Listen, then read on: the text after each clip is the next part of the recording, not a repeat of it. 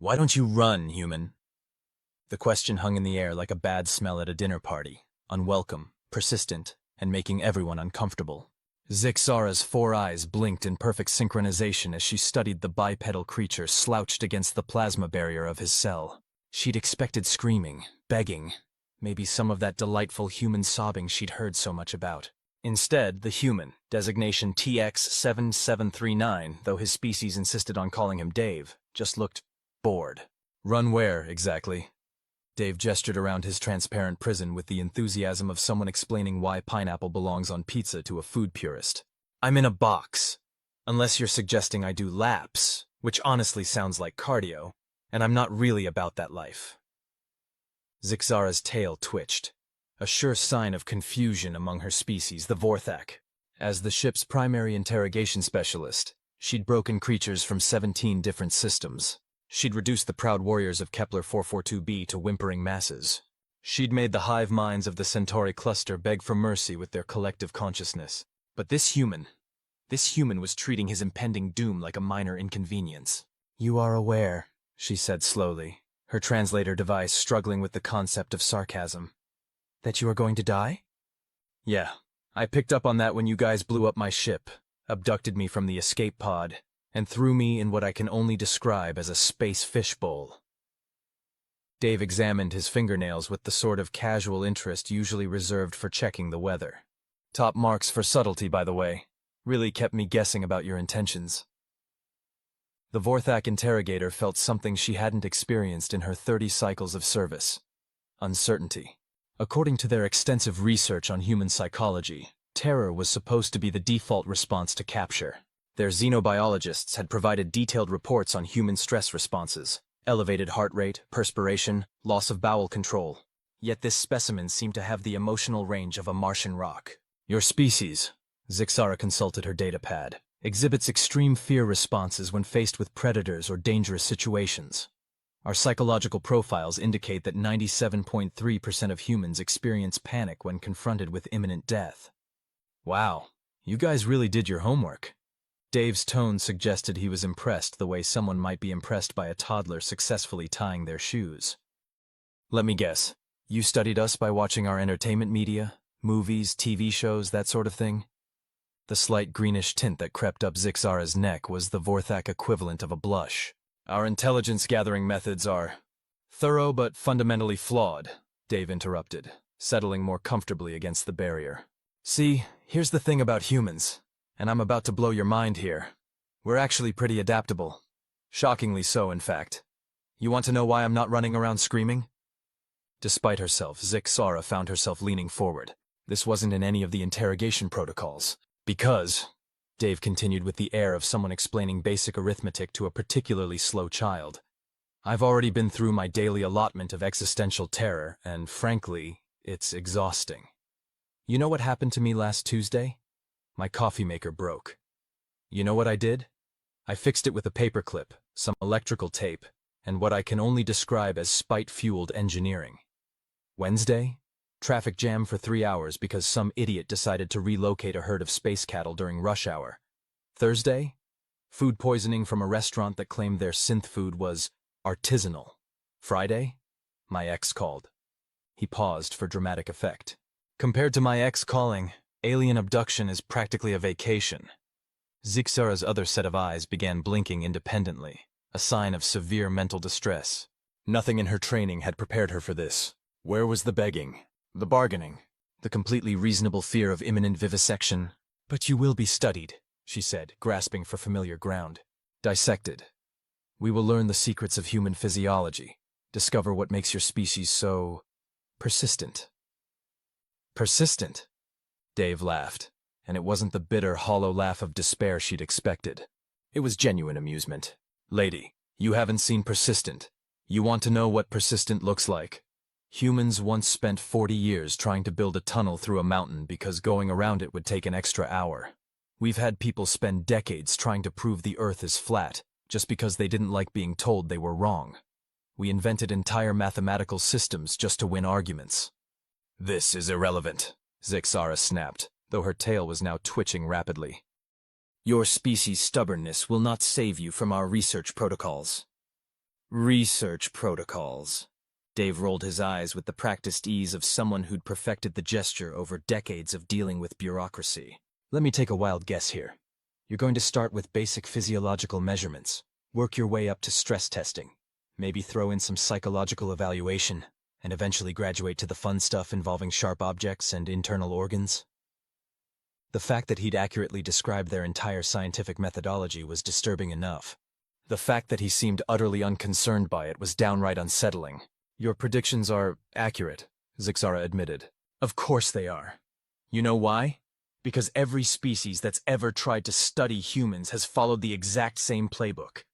It's like you all went to the same galactic university of evil and took Advanced Alien Menacing 101 from the same professor. Dave stretched, seemingly unbothered by the fact that the gesture made the plasma containment field shimmer ominously. The Klaxons tried it about 50 years ago. Grabbed a bunch of colonists from the Outer Rim, same deal. Mysterious alien abduction, ominous threats, the whole 9 yards. You know what happened to them? Zixara didn't want to ask, but found herself speaking anyway. What happened? The humans they captured figured out how to turn their containment cells into impromptu chemistry labs, reverse-engineered their technology, took over their ship, and eventually convinced half the Klaxon crew to defect and start a jointly operated pizza delivery service in the Alpha Centauri system. Dave's grin was the sort of expression that should have been reassuring, but somehow managed to be vaguely threatening. I hear they make excellent deep dish. That's impossible. Is it, though? Because the Zephyrians thought the same thing when they tried to use humans as gladiatorial entertainment. Figured we'd make good sport, you know? Throw us in an arena with some apex predators. Watch us get torn apart for the amusement of the crowds. And 3 months later, the humans had domesticated the predators, organized them into competing sports leagues, and somehow managed to corner the market on stadium concessions. The Zephyrians went from running blood sports to hosting what was essentially the Galactic Olympics, complete with merchandising deals and broadcast rights. Hey. Zixara was beginning to develop what humans would recognize as a headache, though her species called it cerebral dissonance. The confident superiority she'd felt when entering the interrogation chamber was rapidly being replaced by something uncomfortably close to doubt. Even if these stories are true, she said, though her voice lacked its earlier conviction, you are alone. One human against an entire ship of trained Vorthak warriors. One human, Dave agreed cheerfully. Just me, completely isolated, no backup, no weapons, no apparent means of escape. He paused, studying his fingernails again. Question for you, though. How exactly did you guys manage to track down my ship in the first place? The change of subject caught Zixara off guard. Your vessel was detected entering our territorial space without authorization. Standard procedure is to... Right, but how did you detect it? Dave's tone was conversational, like someone asking about the weather. I mean, I was running pretty quiet. Minimal emissions, passive sensors only, really trying to keep a low profile. It's almost like you were expecting me. A cold sensation began creeping up Zixara's spine, or what passed for a spine in Vorthak anatomy. What are you implying? Oh, I'm not implying anything, I'm stating it outright. Dave's grin widened. You were expecting me because someone told you I was coming. Someone who knew my route, my ship's specifications, and exactly when I'd be passing through this system. That's impossible. We have no contacts among your species. Don't you? The question hung in the air like a challenge. Zixara felt her confidence draining away like water through a broken containment seal. The human's calm demeanor, which had initially seemed like shock or stupidity, was beginning to look like something else entirely. Something much worse. See, here's the thing about humans, Dave continued, settling back against the barrier with the satisfied air of someone about to deliver a particularly good punchline. We're not just persistent. We're not just adaptable. We're paranoid. Magnificently, creatively, obsessively paranoid. You know what that means?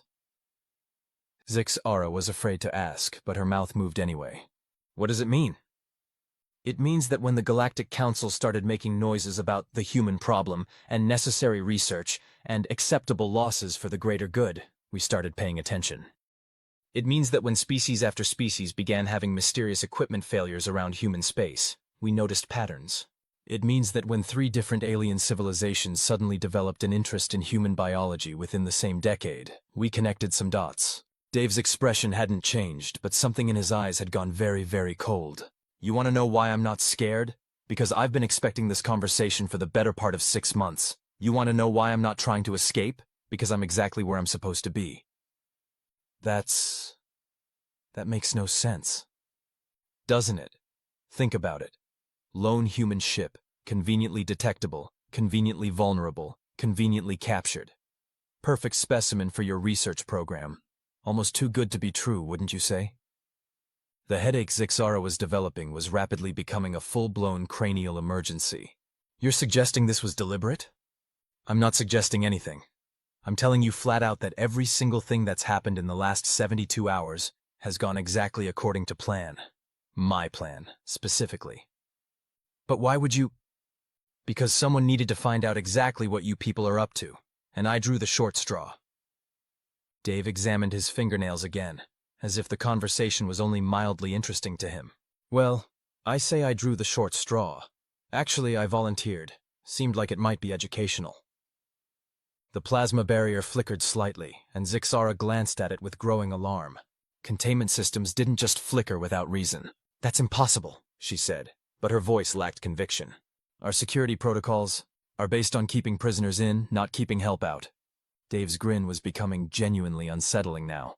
You know what's really fascinating about Vorthak technology? It's incredibly sophisticated, but it follows very predictable patterns, almost like you guys learned everything from the same textbooks.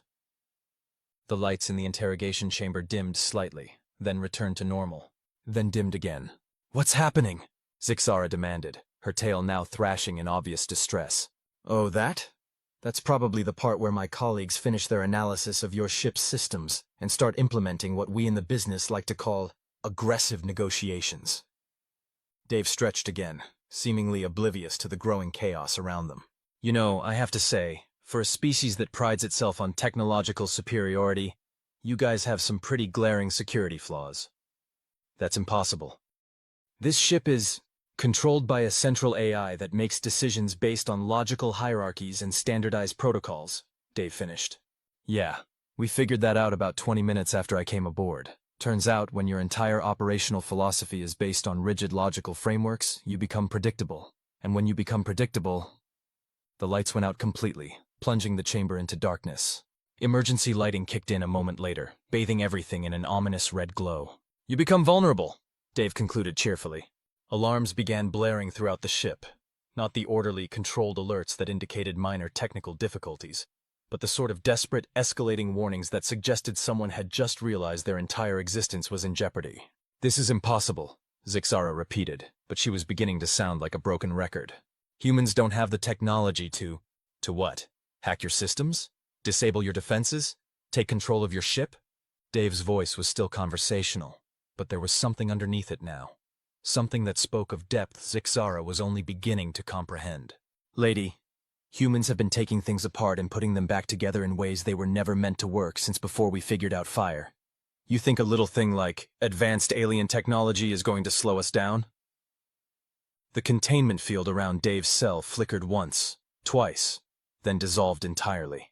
He stepped out of the plasma cage with the casual air of someone leaving an elevator. The thing about humans, he said, brushing imaginary dust off his clothes, is that we're really, really good at learning, especially when we're motivated. And you know what's motivating? Being told that an entire species considers you nothing more than lab rats. Zixara backed against the wall, her 4 eyes wide with something that was rapidly approaching terror. The other humans? How many? Oh, there aren't any other humans on the ship, Dave said helpfully. At least, not in person. But see, that's the beautiful thing about human technology. We don't actually need to be physically present to completely ruin your day. The door to the interrogation chamber slid open with a cheerful chime that seemed wildly inappropriate given the circumstances. The corridor beyond was filled with emergency lighting and the distant sounds of what could only be described as controlled chaos. What did you do? Zixara whispered. Me? I didn't do anything. I just sat here and had a conversation. Dave headed for the door, then paused and looked back. Oh, but the AI virus my ship uploaded to your central systems when you so helpfully connected it to your docking bay, that's been having quite the party for the last 3 hours. Amazing what you can accomplish when someone's foolish enough to give you administrative access to their entire network. AI virus? Nothing too dramatic. Dave assured her with the sort of smile that definitely didn't reach his eyes. Just a little program that's been systematically analyzing your ship's operations, cataloging your technology, documenting your research programs, and transmitting everything back to the human colonial administration. Oh, and it's also been making some minor adjustments to your life support systems, navigation controls, and weapons array. The ship shuddered slightly, as if to emphasize his point. Minor adjustments? Well, minor from my perspective, from yours. Dave shrugged. Let's just say you're going to want to find somewhere safe to sit down for the next few hours. Maybe invest in a good helmet. You can't just what? Disable your ship? Turn your own technology against you? Completely undermine your entire operation with nothing more than patience and a really good computer program? Dave's expression was pleasant, conversational, and absolutely terrifying. Zixara. That is your name, right? I picked it up from your ship's personnel files. Let me explain something about humans that your research apparently missed. He stepped fully into the corridor, and she noticed for the first time that the emergency lighting cast his shadow in ways that made him look much larger than he actually was. We're not just persistent, and we're not just adaptable. We're vindictive. Spectacularly, creatively, obsessively vindictive. You mess with one of us, you mess with all of us. You threaten our species, we take it personally. And when humans take something personally... The ship shuddered again, more violently this time. Well, let's just say that your people are about to get a very comprehensive education in exactly why every other species in the galaxy learned to leave us alone. This is an act of war, Zixara managed, though her voice was shaking. War? Dave laughed, and this time it was the hollow, bitter sound she'd been expecting earlier. Lady, this isn't war. War implies that both sides have a chance of winning. What this is a demonstration. A very public, very thorough demonstration of exactly what happens when someone decides that humans are acceptable research subjects. The Galactic Council will do absolutely nothing, Dave finished. Because by the time we're done here, every species in the galaxy is going to understand that the phrase human experimentation is synonymous with extinction-level mistake. Your people wanted to study us? Congratulations. You're about to become a case study yourselves. The ship's shuddering was becoming more pronounced now, and Zixara could hear the distant sounds of structural stress. Whatever the humans' AI virus was doing to their systems, it was nothing minor. You're going to kill us all, she whispered. Kill you? Dave looked genuinely offended. What kind of monsters do you think we are? We're not going to kill anybody. We're just going to make some adjustments to your ship's trajectory, disable your weapons and communication systems, and send you on a little field trip. Field trip? Oh yes. See? There's this lovely little system about 3 weeks away from here. No intelligent life, plenty of resources, really quite habitable, if you don't mind a slightly higher gravity and some creative weather patterns. Perfect place for a species to start over and really think about their life choices. Dave started walking down the corridor, and despite every instinct screaming at her to run in the opposite direction, Zixara found herself following. You can't just strand us, can't I? Dave glanced back at her with raised eyebrows. Zixara, your people have been systematically abducting and experimenting on members of my species for months. You've been planning to dissect me and study my remains. You've been treating humans like we're nothing more than interesting biological specimens. And you're worried about being stranded on a perfectly habitable planet with all the resources you need to build a new civilization. But our ship, our technology, will work just fine for basic life support and planetary colonization. The AI virus isn't destructive. It's educational. By the time you reach your new home, you'll have a complete understanding of exactly how your technology actually functions, rather than just how to use it. They passed several other Vorthak crew members in the corridors, all of whom were either hunched over control panels trying to regain control of their systems or sitting on the floor looking shell-shocked. None of them paid any attention to the human walking freely among them. This is because of the containment field, isn't it? Zixara asked suddenly. You wanted us to connect your ship to our systems. Got there eventually, Dave said approvingly. Though I have to say it took you longer than I expected. Most species figure out they've been had within the first hour. How long have you been planning this? This specific operation? About 6 months. But the general approach? We've been developing contingencies for hostile alien contact since we first started expanding beyond our home system. Dave paused at an intersection, consulting what appeared to be a map that had been helpfully displayed on one of the wall monitors. Left or right to get to your ship's central command? Left, Zixara said automatically, then immediately regretted providing the information. Thanks. You know, for a species that prides itself on logical thinking, you people are remarkably bad at strategic planning. What do you mean? I mean, you decided to mess with a species that spent most of its evolutionary history figuring out increasingly creative ways to kill things that were bigger, stronger, and better armed than we were. Dave turned left, walking with the confident stride of someone who knew exactly where they were going. Did your research mention that humans are persistence hunters? Persistence hunters? We chase prey until it dies of exhaustion, not because we're faster or stronger, but because we're too stubborn to quit. Dave's grin was back, and it was every bit as unsettling as before. Turns out, that's a pretty useful trait when applied to other areas of life. They reached the ship's central command center, where the scene was considerably more chaotic than the corridors had been. Vortac crew members were frantically working at control stations, their 4 eyes wide with panic as they tried to regain control of their own systems. "Captain Thexmore!" Zixara called to a particularly large Vortac, who was shouting orders at anyone within hearing range. "The human has escaped containment." Captain Thexmore turned to look at them, and his expression went through several interesting changes as he processed the situation. First confusion, then recognition, then something that might have been despair. "You," he said, pointing at Dave with one of his forearms. "You did this." "Guilty as charged," Dave agreed cheerfully. "Though in my defense, you guys started it. I'm just finishing it." "Our ship is currently on course for a lovely little planet in the Kepler 438 system, where you'll have plenty of time to think about your poor decision-making skills." Dave walked over to one of the control stations and peered at the displays with the sort of casual interest someone might show in a museum exhibit. "Oh, that's clever. Your AI has been trying to purge the virus for the last hour, but every time it thinks it's succeeded, 3 more copies activate from hidden partitions." "You're describing our own systems to us," Captain Thexmore said with what might have been professional admiration. "How is that possible?" "Because for the last 3 hours, I've been getting a complete technical education courtesy of your ship's own databases," Dave explained. "Amazing what you can learn when you have unrestricted access to someone's accumulated knowledge. Your people have been very thorough in documenting their technological capabilities. The Galactic Council will consider this an act of—" "The Galactic Council," Dave interrupted, "is about to receive a very comprehensive report on the Vorthac research program, including detailed documentation of your methods, your goals, and your complete disregard for sentient rights. They're also going to receive technical specifications for every piece of technology on this ship, along with a full analysis of its capabilities and limitations." Dave turned away from the control station and addressed the entire command crew. "Here's what's going to happen. In approximately 6 hours, you're going to arrive at Kepler 438b, where you'll have everything you need to establish a sustainable colony. Your ship's fabrication systems will remain operational, your life support will continue to function, and you'll have access to all the technical knowledge necessary to build a new civilization. But not to leave," Captain Thexmore said. "Not to leave," Dave confirmed.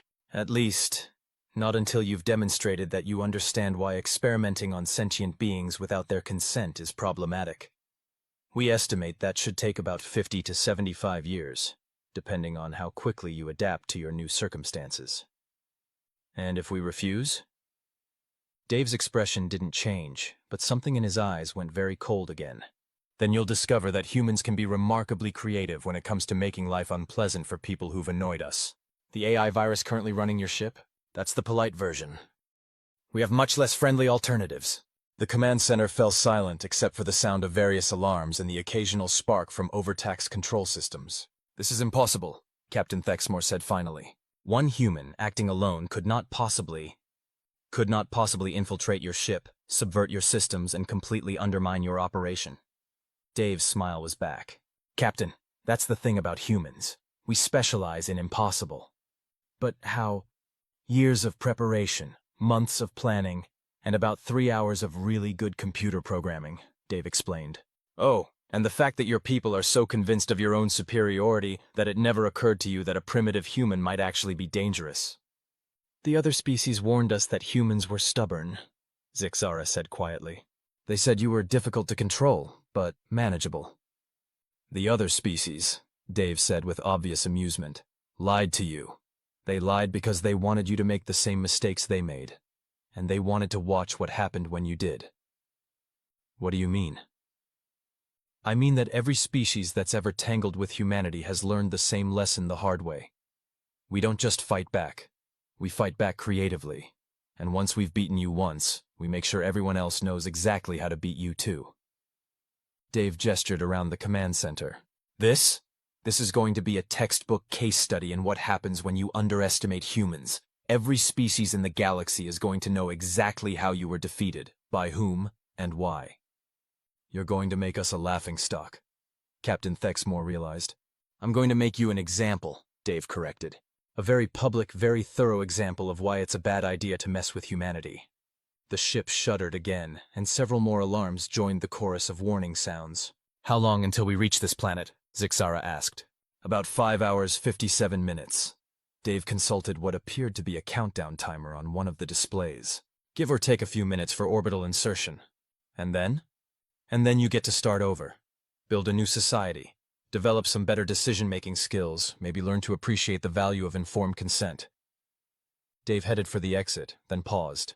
Oh, and just so you know, we'll be checking in on you periodically. Humans are very good at holding grudges, but we're also surprisingly generous with second chances. Impress us with how much you've learned, and we might even be willing to discuss restoring your interstellar travel capabilities. Might? Assuming you can demonstrate that you understand why kidnapping and experimenting on sentient beings is wrong, why informed consent matters, and why treating other species like laboratory animals is a fundamentally bad idea. Dave's expression was pleasant, conversational, and absolutely implacable. Think of it as a learning experience. And if we don't learn? Dave's smile was the sort of expression that should have been reassuring but somehow managed to be utterly terrifying. Then you'll discover that humans have very long memories, very creative imaginations, and very little patience for species that refuse to evolve ethically. He paused at the doorway. But I'm sure it won't come to that. After all, you're supposed to be a logical, intelligent species. I'm confident you'll figure it out. With that, he disappeared into the corridor, leaving the Vorthak command crew to contemplate their rapidly approaching future as involuntary colonists. Sir? One of the junior officers said quietly. What do we do now? Captain Thexmore looked around the command center, taking in the sparking control panels, the flashing warning displays, and the expressions of barely controlled panic on his crew's faces. We learn, he said finally. We learn very quickly. Meanwhile, Dave made his way through the ship's corridors toward the docking bay where his own vessel waited. The AI virus had done its job perfectly. Not only had it completely subverted the Vorthak ship's systems, but it had also documented everything, transmitted the data back to human space, and prepared his own ship for departure. As he walked, he reflected on the conversation he'd just had. The Vorthak weren't evil exactly. They were just arrogant, short-sighted, and convinced of their own superiority. Like most species that decided to test themselves against humanity, they'd made the fundamental mistake of assuming that technological advancement was equivalent to tactical superiority. They'd learn better. They always did. Dave reached his ship and settled into the pilot's seat, running through the pre-flight checklist with practiced efficiency. The Vorthak vessel was already too far from any major shipping lanes to call for help, and by the time they reached their new home, the news of their defeat would have spread throughout the galaxy. Another lesson learned. Another example made. Another species that would think twice before deciding that humans made acceptable test subjects. Dave activated his communication system and opened a channel to Human Colonial Administration headquarters. Control, this is Agent Brennan. Operation Mousetrap is complete. The Vorthak research program has been terminated, their ship has been redirected to the designated exile system, and all relevant intelligence has been transmitted to your servers. Understood, Agent Brennan. Any complications?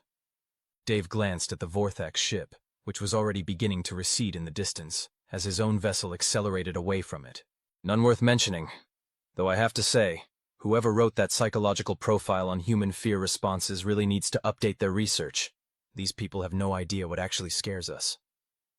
And what does scare us, Agent Brennan? Dave thought about that for a moment, watching the stars wheel past his viewports. Running out of coffee, he said finally. That, and having to deal with our ex-partners. Everything else is pretty manageable. Copy that, Agent Brennan. Safe travels. Dave closed the communication channel and settled back in his seat, already planning his next mission. Somewhere out there, another species was probably making the same mistakes the Vorthak had made, convinced that humanity's reputation for stubbornness and creativity was exaggerated. They'd learn better, too. They always did. After all, humans were very good teachers. They just tended to use rather unconventional educational methods.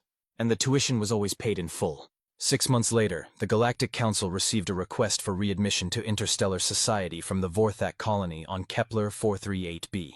The request included a formal apology for their previous research program, a detailed ethical framework for future scientific endeavors, and an offer to share their technological innovations with any species interested in peaceful cooperation.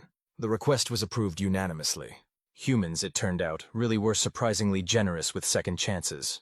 As long as you learned your lesson the first time,